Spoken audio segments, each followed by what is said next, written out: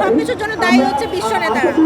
তারা যেভাবে fossil fuel burn করছে, যার ফলে আমরা ক্ষতিগ্রস্ত হচ্ছি। ক্লাইমেট চেঞ্জ, এই ক্লাইমেট চেঞ্জের জন্য দায়ী আসলে কারা? বিশ্ব নেতারা। এই বিশ্ব নেতারা তাদের একটু লাভের জন্য যে আমাদের মতো দেশগুলোকে, যেগুলো ডেভেলপিং কান্ট্রি, সেগুলোকে আমাদের ক্ষতিগ্রস্ত করছে, সেইটা আমরা দেখাতে চাচ্ছি। আমরা দেখি যে এখন মানে 6 ঋতু আমরা পাই না। বাংলাদেশে যে 6 ঋতুর দেশ বলা হয়, সেই 6 ঋতু আমরা দেখতে পাই না। অতিরিক্ত গরম, অতিরিক্ত ঠান্ডা, জলবায়ুর বিভিন্ন পরিবর্তনের কারণে যে ঝড় হচ্ছে, আমরা উপকূলে যদি দেখি যে লবণাক্ততা বাড়ছে, এই মানুষরা কি কষ্ট পাচ্ছে, এগুলো সবকিছুর জন্য দায়ী হচ্ছে বিশ্ব নেতারা।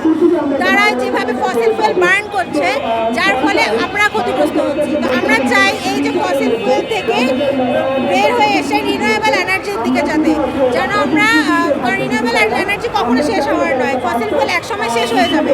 তো আমরা চাই যে আমাদের যে ভবিষ্যৎ, এই ভবিষ্যৎটা একদম ফসিল ফুয়েল মুক্ত হোক, এবং আমাদের পরবর্তী যে জেনারেশন, তারা যেন একটা সুন্দর পৃথিবী নিয়ে বাঁচতে পারে, সেটাই হচ্ছে আজকে আমাদের দাবি।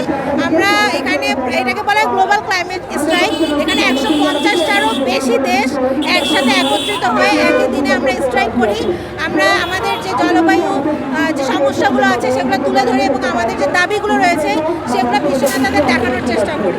অনেকগুলো সংগঠন একসাথে হয়েছি, আমাদের যে তরুণরা, আমাদের কণ্ঠস্বরকে তুলে ধরার চেষ্টা করছি আমরা।